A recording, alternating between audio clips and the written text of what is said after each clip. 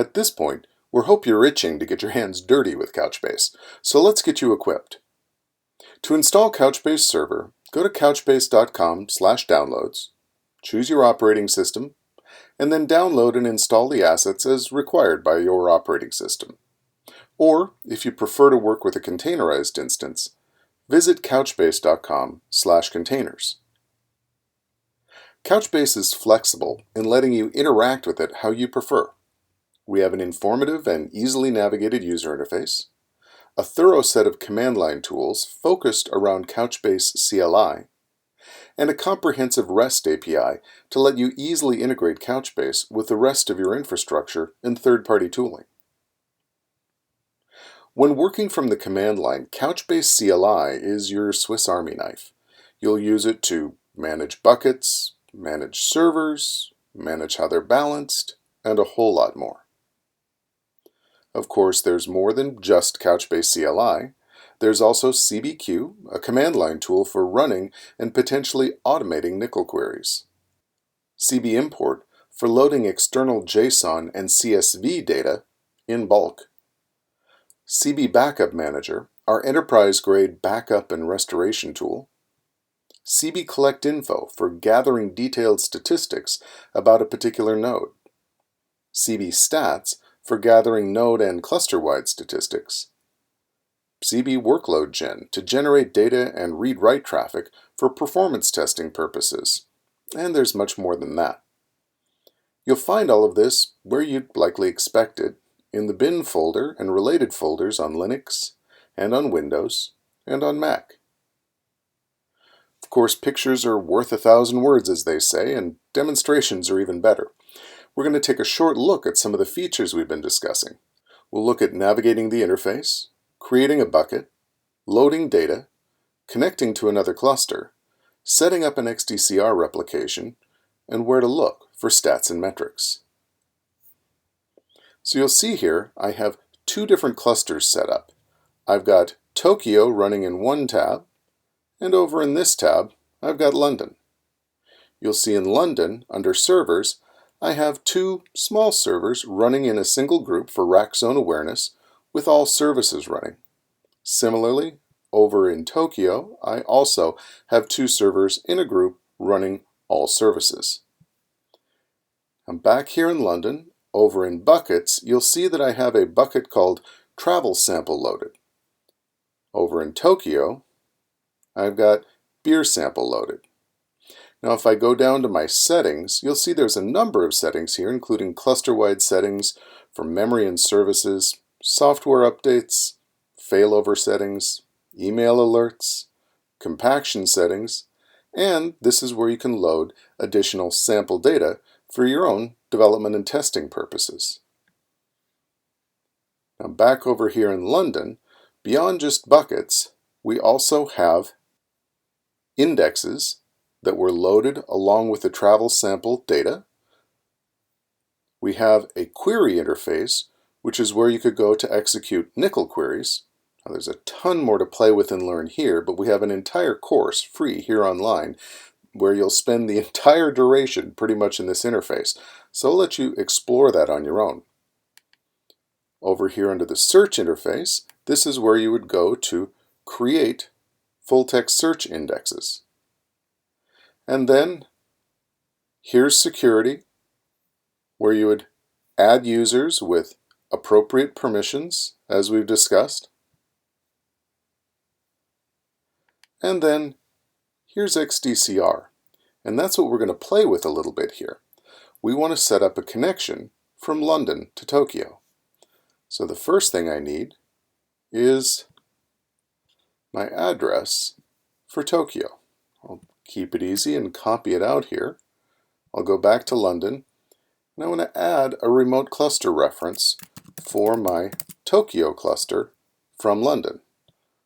I'll paste in the IP and host name, take off my HTTP and trailing slash. Of course I need credentials here, and it would be for an appropriate account. It could be a more limited account than administrator, of course. We'll talk about that more in the security lesson, and notice that you could set up TLS encryption here. I'll go ahead and save that, And there I have a reference to my remote cluster. Now what I want to do is move data from London to Tokyo via replication. Well, the first thing I'm going to do is go create a new bucket. I'm going to add a new bucket in London, which I'll call Couch Music. It'll be a very small bucket with just 1024 megabytes, and I'm going to skip all of the other settings we could play with here. You can explore those on your own. I'll go ahead and add that bucket, and it warms up across both of the available nodes. Notice at this point it has 0 items. What I'm going to do here over in a terminal is load this file. If you take our CB110 course, you can look at this file in more detail, and you'll be loading this and a lot of other data, but it's a file of about 97,000 JSON documents. I want to load those into my Couch Music bucket. To keep things easy here, I've got the command already typed in, so notice we're using CB import over here in the bin folder. We're loading JSON data locally to Couchbase running on this node, using these credentials, administrator and password, keeping it very simple here. We're loading into the Couch Music bucket a bunch of lines of JSON. There's many other ways you can load data. From this particular file, as we saw, we're using 2 threads to do so, could use a lot more, and we want the key pattern to look like this. We're going to extract the type value out of each document, which if you dug in the CB110 course, is you would see it there, and then an arbitrary separator of 2 colons, and then the ID value from each document. So those will end up being the keys of these documents. I'll execute this command,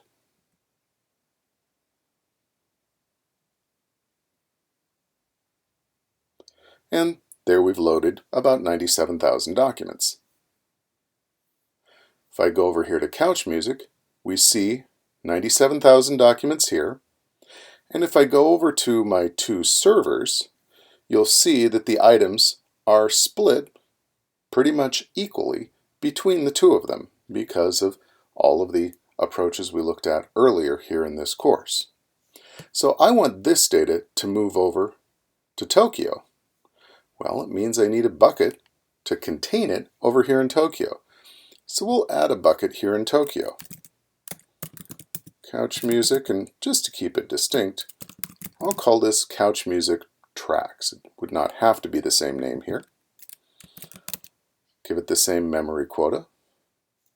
It's warming up across both nodes in Tokyo. And we have an empty bucket in Tokyo. Now I'm going to go back to London. And I'm going to go to XDCR. I've got my Tokyo cluster. Now I'll add a replication. I'm going to select my Couch Music bucket, and then I've got a cluster reference for Tokyo.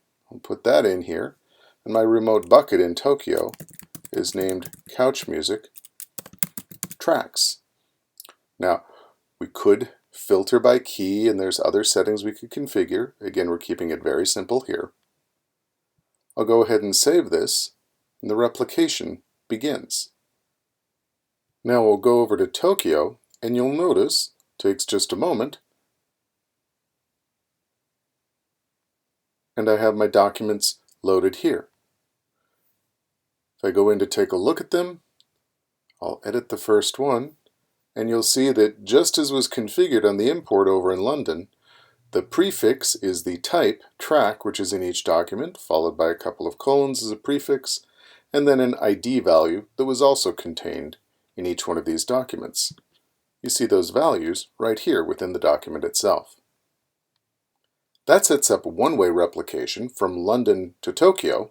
If I wanted master-master bidirectional, I would set up a remote cluster back to London here from Tokyo and set up a replication in the other direction as well. As you can see, you can wire up your clusters however you wish. But just as in London, the 97,000 documents, actually documents from all the buckets, are balanced equally across the available servers, running the data service over here in Tokyo. So what have we learned?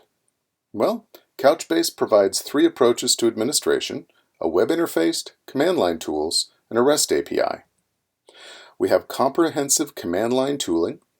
The web interface and command line tools both rely on the underlying REST API. The REST API enables easy integration into third-party tools and your own custom tools. The UI is informative and, as you saw, easy to navigate, and buckets are easily loaded with external JSON and CSV data and replicated easily to other clusters. In the next lesson, we're going to introduce Couchbase security. Stick around.